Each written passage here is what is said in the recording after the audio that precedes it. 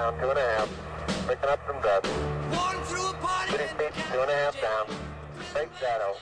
Dad, I always told you I'd come back and get my degree.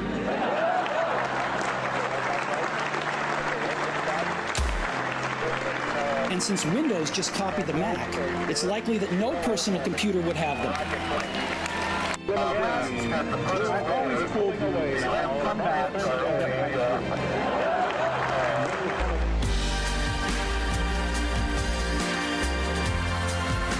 Hola, ¿qué tal amigos? Soy Gustavo Evangelista, bienvenidos a Tendencia Mundial. Hoy los vamos a sorprender. ¿Sabían que los colores son utilizados en las películas para manipular nuestras emociones? Hoy les explicaremos cómo se hace. Por otro lado, la semana pasada les presentamos la primera parte de la vida de Vincent Van Gogh. Hoy les contaremos cómo realmente perdió su oreja. Además, conoceremos la historia de un hombre que lleva 30 años viviendo con luz del sol y agua, como dice el doctor Arturo Solís Herrera. Estudiaremos la posibilidad real de que existan los superhéroes de las películas. No se vayan a ningún lugar, empezamos.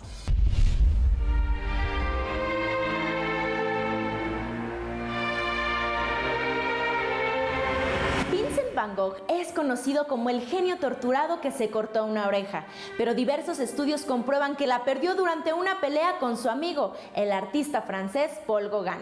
Una de las versiones afirma que el pintor holandés cortó el lóbulo de su oreja izquierda con una hoja de afeitar, en un ataque de locura después de tener una discusión con Gauguin, poco antes de la Navidad de 1888.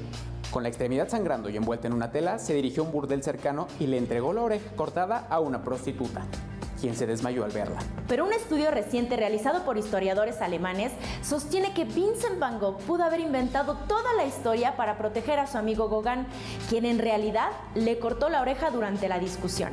La noche del 23 de diciembre de 1888, Van Gogh, presa de un ataque de locura, enfrentó a golpes a su compañero Paul Gauguin, con quien compartía estudio al sur de Francia, tras enterarse que estaba decidido a dejarlo y mudarse a París. Gauguin, defendiéndose del ataque, sacó su arma e hizo un movimiento hacia Van Gogh, cortándole la oreja izquierda. Se piensa que la verdadera versión de los hechos nunca salió a la luz, debido a que ambos mantuvieron un pacto de silencio para evitar el encarcelamiento de Gauguin. No se sabe a ciencia cierta si el golpe fue un accidente o un intento deliberado de perjudicar a Van Gogh, pero Gauguin dejó la ciudad el día siguiente y los dos nunca se volvieron a ver. En una carta posterior enviada a su hermano Theo, Van Gogh hace alusión a lo que pasó esa noche sin romper directamente el pacto de silencio, pues escribe: es una suerte que Gauguin no tuviera una pistola u otra arma de fuego que fuera más fuerte que él y sus pasiones. Es así que podemos afirmar que la leyenda sobre la famosa oreja de Van Gogh puede ser reconsiderada.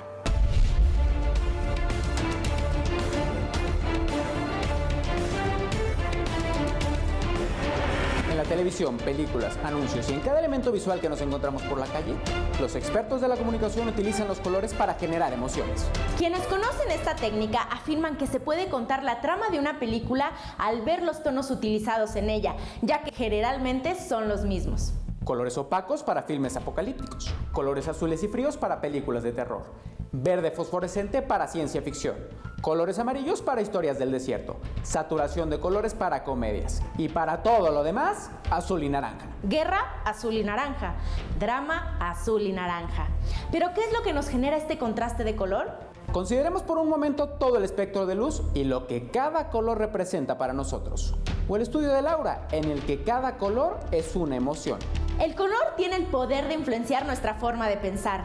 Los directores de películas lo han estudiado y explotado por años. De hecho, existe un estudio denominado la rueda de las emociones de Plotkin. En ella se demuestra qué colores se complementan entre sí. El tratamiento del color es un proceso en el que se modifica el color intencionalmente para alterar las emociones del espectador y se puede hacer con químicos, filtros o digitalmente. Hasta hace no mucho, únicamente se podía hacer poniéndole filtros a la cámara o alterando las cintas cuadro a cuadro. Obviamente era carísimo y poco práctico. Seguramente conocen la película What a Wonderful Life de 1946, pero ¿la imaginan a colores? Ya no es la misma emoción, ¿o sí? Ahora que todo es digital, el proceso es mucho más económico y accesible. La primera película en ser alterada digitalmente fue ¿Dónde estás, hermano?, de George Clooney en el año 2000. La historia tiene lugar en Estados Unidos en tiempos de la Gran Depresión, por lo que el director aplicó un tono sepia a toda la película para hacernos creer que estábamos en los años 30 en el oeste de Estados Unidos. Desde entonces, la manipulación digital del color se ha convertido en el pan de cada día en la industria del cine. El tratamiento del color es cada día más común y la tendencia mundial es usar azul con naranja. ¿Pero por qué este contraste? La explicación es simple. Hace que los actores resalten contra el fondo. Generalmente los tonos de piel están en el rango de los rojos y los naranjas. Si recordamos lo que vimos hace un momento en el espectro de color de Plotkick, el color complementario al naranja es el azul. Así que cuando pones a un actor que está en la escala de los rojos y el resto de la escena en azul, ¡pum!, resalta de forma automática, el viejo truco más usado en Hollywood. Ahora que sabemos cómo funciona el tratamiento del color, veamos este montaje sobre la misma escena, apoyado por música para que nos ayude a generar una emoción. Juzguen, por favor.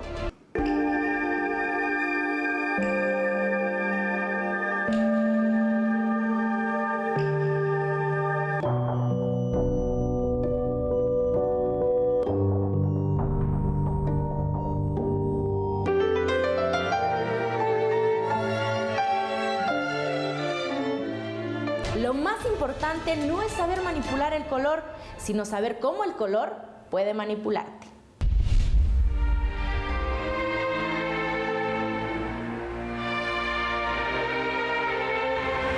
La Capilla Sixtina es uno de los lugares más famosos y visitados en el mundo. Está ubicada a la derecha de la Basílica de San Pedro y originalmente sirvió como capilla de la Fortaleza Vaticana. Conocida originalmente como Capella Magna, cambió de nombre gracias al Papa Sixto IV, quien ordenó su restauración entre 1473 y 1481. Actualmente es la sede del cónclave, la reunión en la que los cardenales electores del Colegio Cardenálico eligen a un nuevo papa. Sin embargo, una de las razones por la que es tan conocida es por los frescos de inigualable belleza con los que el pintor florentino Miguel Ángel Buonarroti decoró el lugar. ¿Pero es que acaso la intención del artista renacentista era dejar mensajes ocultos mientras decoraba la capilla? ¿Quiso rebelarse contra el inmenso poder que tenía la Iglesia Católica en su tiempo? ¿Qué fue lo que trató de decirnos desde su arte? Los escritores Roy Dollner y Benjamin Black, autores del libro Los secretos de la Capilla Sixtina, los mensajes prohibidos de Miguel Ángel en el corazón del Vaticano, aseguran que la obra de Miguel Ángel es en realidad una burla a la Iglesia y al Papa Julio II. En la parte central del techo de la Capilla Sixtina, Miguel Ángel pintó 9 escenas que narran el libro del Génesis. De ellas, la más conocida es la creación de Adán. La escena representa el momento exacto en que, según la tradición judeocristiana, Dios le dio vida al primer hombre. Sin embargo, esta también es una ilustración anatómica perfecta del cerebro humano seccionado. Miguel Ángel cubrió a Dios con un manto representando el cerebro humano, para sugerir que dotaba a Adán de inteligencia suprema, y que la inteligencia y la ciencia siempre iban a estar por encima de la fe. Julio II, quizá el más ambicioso de todos los pontífices que habían participado hasta el momento en el proyecto, quiso modificar la obra para convertirla en un mausoleo dedicado a su persona, que incluyera un monumento funerario constituido como la mayor tumba construida desde los tiempos de los egipcios. Esto llevó a continuos desencuentros entre el artista y el Papa, razón por la cual Miguel Ángel decidió poner la cara del Papa en el rostro del profeta Zacarías. Este personaje del Antiguo Testamento fue quien advirtió que si la corrupción y la falta de espiritualidad de los sacerdotes no se detenían, las puertas del santuario se destruirían y los enemigos entrarían. Poner a Zacarías encima de la entrada de la Capilla Sixtina se convirtió en una advertencia sobre las consecuencias de la corrupción de la Iglesia. Por último, en la pared del altar está la escena de El Juicio Final. En ella, Miguel Ángel pintó a todos los personajes desnudos, lo que hizo que la Iglesia hiciera una campaña para borrarlos, por considerarlos impúdicos, y a él un hereje. Todo se solucionó pintando unos paños de la pureza que taparon los desnudos de los personajes y que fueron realizados por un discípulo de Miguel Ángel. Actualmente, hay quienes creen que la intención del artista era hacer una crítica contra la doble moral de la época. La Capilla Sixtina es y seguirá siendo un lugar enigmático y continuará maravillando a las futuras generaciones con su inigualable belleza. Pero es imposible saber cuál era la intención de Miguel Ángel al pintar los frescos. ¿Acaso quería ensalzar a Dios o buscaba humillar a la Iglesia? Usted decida.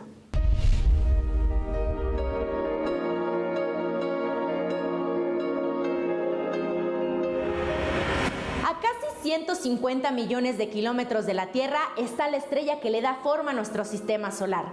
Venerado por muchos desde la antigüedad y temido por otros tantos en la actualidad, ha sido eje cultural en la historia de la humanidad.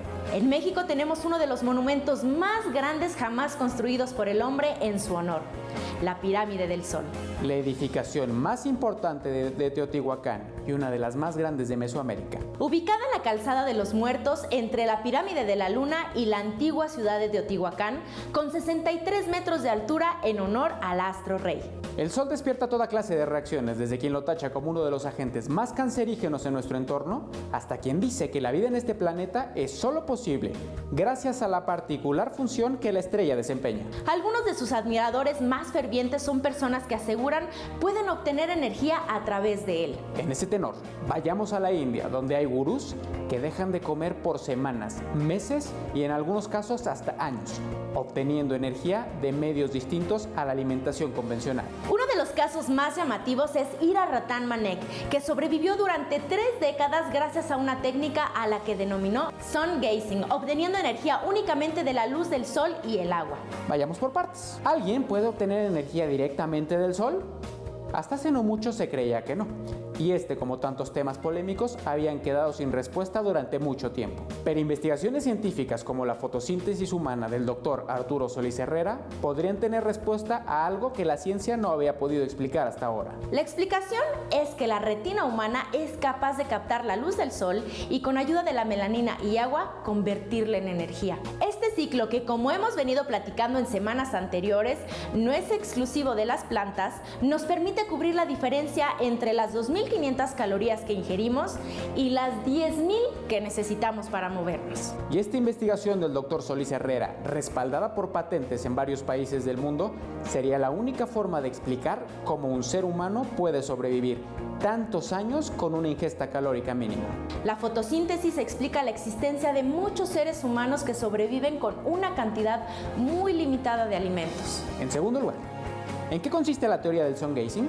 Consiste en ver al sol durante unos minutos. Primero, 5 a 6 minutos a las 6 de la mañana o de la tarde en un espacio de relajación, conectándonos con nuestra energía interna. Para ir incrementando de forma paulatina la cantidad de minutos hasta llegado a los 6 meses, poder verlo durante 20 minutos continuos. No se trata de verlo directamente a las 12 del día.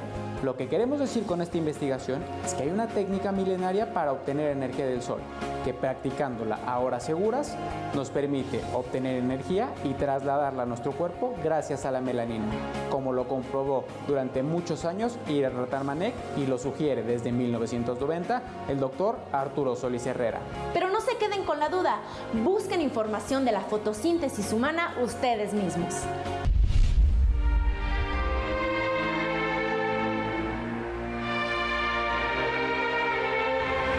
Frida Kahlo es una de las artistas más reconocidas e importantes de todos los tiempos. Han pasado 109 años desde el nacimiento de una de las pintoras que se ha convertido en un ícono del arte mexicano a nivel mundial. Creó cuadros que hasta el día de hoy sorprenden por su crudeza y la enorme tristeza plasmada en ellas, producto de una vida complicada por diversos problemas de salud y su tormentosa relación con el muralista Diego Rivera. Magdalena Carmen Frida Kahlo y Calderón nació el 6 de julio de 1907 en la Casa Azul en Coyoacán, Ciudad de México. Su padre era alemán y su madre descendiente de españoles e indios americanos. Modificó su nombre a Frida en 1935. Originalmente Frieda significa paz en alemán, la lengua materna de su padre. A los 18 años Frida sufrió un accidente de tranvía que le causó dislocación de un hombro, fracturas en la columna vertebral, clavícula, costilla, pelvis y diversas fracturas en su pierna derecha y pie derecho. Además, una pieza de hierro le atravesó el abdomen y el útero, lo que le impidió ser madre y causó un trauma que posteriormente quedaría plasmado en diversas de sus obras. Tras el accidente tuvo que ser sometida a 35 operaciones y utilizar diversos y dolorosos corsés de yeso a lo largo de su vida. A la edad de 22, Frida se casó con el pintor Diego Rivera, 20 años mayor que ella, con quien tuvo un matrimonio complicado por las constantes infidelidades del artista. Sin embargo, Frida era bisexual y mantuvo romances tanto con hombres como con mujeres. Entre las infidelidades que más lastimaron su relación con Rivera fue la que tuvo con su hermana Cristina. Mantuvieron un romance luego de que el artista la utilizara como modelo en un cuadro. Frida tenía un amor particular por los animales y solía rodearse de muchas mascotas. Tenía monos, perros, pájaros y un venado que vivía en la casa. De las 143 pinturas de Frida Kahlo, 55 son autorretratos.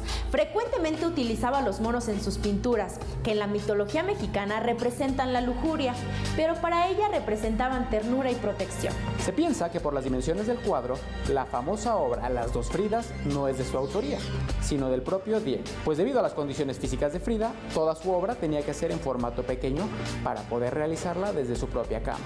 Diego Rivera y Frida eran parte del Partido Comunista y refugiaron a León Trotsky cuando comenzó el régimen de Stalin en Rusia.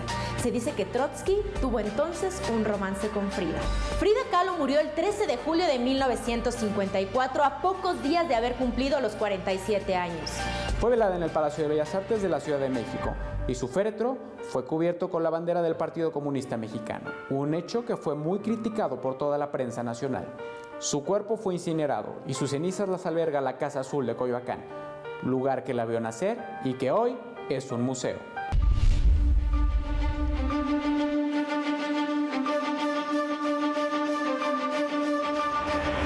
Un superhéroe es un personaje que pertenece al mundo de la ficción y su principal característica es tener algún poder superior o algún sentido sobredesarrollado. ¿Pero es posible que estos superhéroes que conocemos gracias a los cómics existan en la vida real? Diversos estudios han analizado las posibilidades de crear superhombres parecidos a los héroes que tanto apreciamos. Aquí, algunos de los favoritos. Capitán América. Cuando comenzó la Segunda Guerra Mundial, Steve Rogers quería enlistarse para combatir contra la Alemania nazi. Era un hombre bastante pequeño y muy delgado, pero de gran corazón. Entró al proyecto del super soldado y le inyectaron un suero que lo convirtió en un hombre poderoso, convirtiéndose en el Capitán América. Actualmente, aún y con los diversos avances tecnológicos, no es posible aumentar la estatura mediante drogas como lo hizo Rogers. Los huesos no crecen de esta forma, sin embargo, es posible aumentar la altura a través de cirugías. Los cirujanos rompen los huesos e implantan varas metálicas que se extienden a un ritmo de 1 milímetro cada día. Un hombre logró crecer 15 centímetros después de 2 de estos procesos. Además de crecer, Rogers también se hizo mucho más fuerte solamente con el suero, lo que es posible. Un equipo del Instituto de Investigación del Hospital Infantil Nationwide en Columbus, Ohio, desarrolló una vacuna que incrementa la masa muscular con una única inyección. La inyección está destinada a pacientes que sufren enfermedades musculares, pero los músculos no crecen de la noche a la mañana, sino durante un largo proceso de varios meses. Wolverine es un héroe que se caracteriza por su increíble capacidad de regeneración y un esqueleto reforzado con un metal ficticio indestructible. Un investigador de la Universidad de Harvard descubrió un gen que podría ayudar con la regeneración rápida. Otros científicos indagan sobre la unión de materiales orgánicos y metales para aumentar la resistencia. Además, un grupo de investigadores del Instituto Max Planck en Alemania desarrolla un proceso llamado deposición por capas atómicas, que puede utilizarse para fortalecer los huesos. Spider-Man. ¿Es posible que nuestro código genético sea alterado por la picadura de una araña? En teoría sí, pero poco probable. La araña necesitaría infectar al humano con un retrovirus que transporte la información genética. Una vez dentro del organismo humano, la información genética tendría que alterar el ADN de casi todas las células del cuerpo. Si la alteración de ADN otorgara a las personas las vellosidades de las arañas, entonces podrían escalar paredes, pero las manos y los pies del héroe serían tremendamente peludos. Iron Man. El traje diseñado por el magnate Tony Stark, Iron Man, es pura ficción. Hasta ahora, ningún traje es capaz de volar verticalmente, ni mucho menos poseer un reactor. Sin embargo, existen algunos exoesqueletos que están siendo desarrollados, como el Raytheon Exo-2, que por ahora solo tiene beneficios de peso, permitiendo que un ser humano transporte 90 kilogramos sin cansarse. Otros exoesqueletos en desarrollo permiten que los seres humanos corran más rápido, salten una mayor distancia, escalen mejor, etc. Además, trajes como el Talos, desarrollado por militares de los Estados Unidos, son súper resistentes y vienen equipados con una computadora que ofrece información del campo de batalla. monitorea los signos vitales e incluso es capaz de detener hemorragias graves en caso de resultar herido. Batman. Batman es el superhéroe con más probabilidades de existir en la vida real de todos aquellos superhéroes de la ficción. Pero no significa que ser Batman representaría una tarea sencilla. Batman y Bruce Wayne tendrían serios problemas de coexistencia. Si Batman se pasara combatiendo el crimen todas las noches, necesitaría dormir todo el día, por lo que no podría dirigir Wayne Enterprises. En cuanto al estilo de vida del personaje, un sitio estimó que Batman se habría gastado $648 millones más costos anuales de mantenimiento para mantener sus habilidades al 100% en cada una de sus batallas. Además de ser millonario, Batman necesitaría ser increíblemente inteligente y poseer excelentes conocimientos en química, criminología, ingeniería y programación de computadoras. Por lo tanto, si algún billonario bien educado decidiera convertirse en Batman, requeriría de una excelente condición física, entrenamiento en velocidad, artes marciales y ser uno de los mejores peleadores del mundo. Y aún así, después de todo eso, la carrera de Batman duraría solamente algunos años. Si se toman en cuenta todas las lesiones que con seguridad tendría combatiendo al crimen, según algunas estimaciones, esta carrera no duraría más que 2 o 3 años contra el crimen. Tan poco tiempo que se cree que ni valdría la pena intentarlo. Nosotros creemos que estos cómics son sumamente improbables, pero al final la última palabra la tienen ustedes. Continuamos en Tendencia Mundial.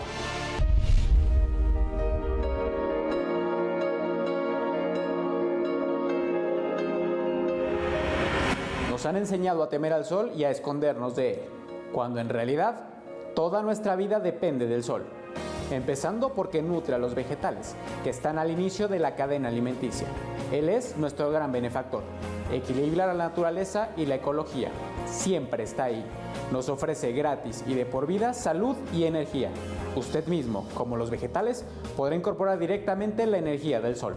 Con estas palabras, Ira Ratanmanek explica su admiración por el astro rey, y no es para menos, ya que este gurú vivió por más de 3 décadas con la energía que obtenía de él. Nuestras actividades diarias implican el uso de más de 10.000 calorías, y nosotros, cuando mucho, obtendremos 2.500 de los alimentos. El restante se obtiene a través del proceso de transformación de luz en energía, gracias a la melanina, proceso que nuestro cuerpo ha venido perfeccionando a lo largo de la historia de la humanidad, y que ahora conocemos como fotosíntesis humana. Un concepto que, si bien es controversial, es avalado por patentes en 3 continentes y explica cómo los seres humanos somos capaces de obtener energía del sol y el agua gracias a la melanina. El hallazgo de la función energética de la melanina en el cuerpo humano es uno de los descubrimientos más relevantes de finales del siglo pasado para nuestro país. Y sin lugar a dudas, un punto de inflexión en conceptos biológicos y energéticos que tenemos desde la infancia. Ira Ratanmanek es un gurú que sabía de los beneficios de la luz solar, y su teoría, el sun gazing, que implica la observación del sol a determinadas horas, le permite no solo obtener energía, sino llevar a su cuerpo a estados de meditación profunda. Nosotros no los invitamos a que tomen medidas extremas como el yoga indio y que abandonen su alimentación de forma definitiva. Pero sí a que abran su percepción al concepto de que los seres humanos estamos obteniendo energía de algún lugar, y el hecho de que la retina humana sea capaz de captar la luz y transformarla en energía con la ayuda de agua y melanina es la explicación más convincente a la fecha. Ustedes busquen información al respecto. Continuamos en Tendencia Mundial.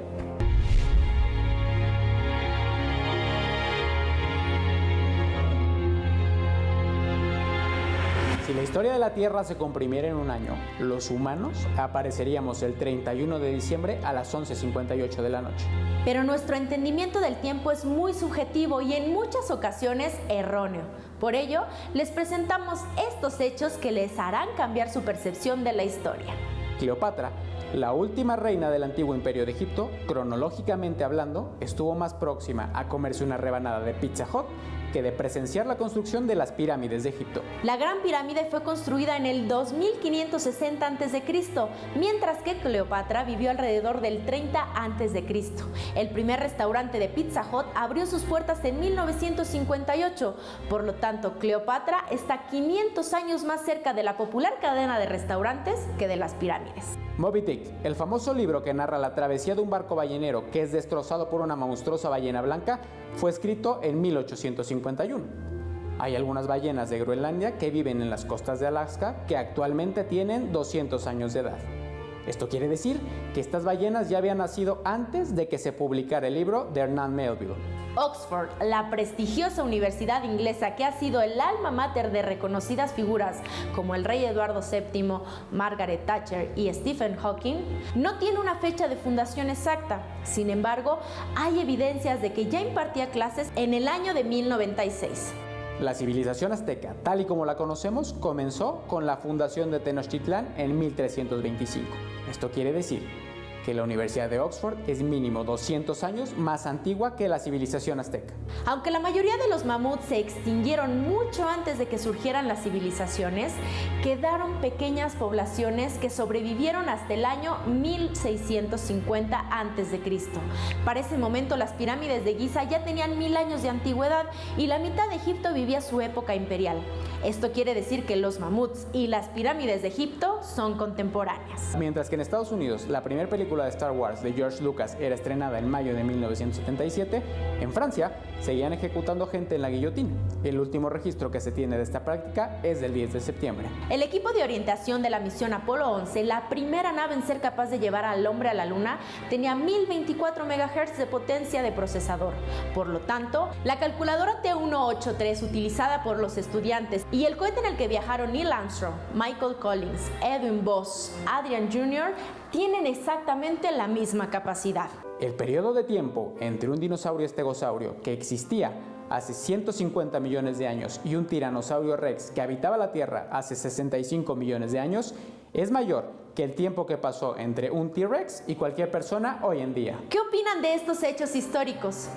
¿Pueden creer que la Universidad de Oxford es más antigua que los aztecas?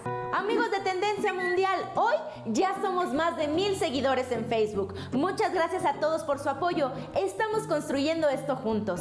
¿Qué esperan para seguirnos en Twitter e Instagram? Queremos leer cada uno de sus comentarios. La Tendencia Mundial la marcan ustedes. Disfruta de la vida. Clínica de Especialidades Odontológicas Dr. Jairo Campos. Solución inmediata a cualquier problema dental. 40 años de experiencia en nuestros pacientes nos recomiendan. Clínica de Especialidades Odontológicas Dr. Jairo Campos. Nos preocupa la salud de tu sonrisa.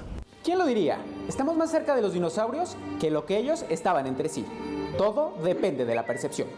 Nosotros los esperamos la semana entrante con muchas sorpresas más. Recuerden, 3 de la tarde, Gala TV. Hasta pronto.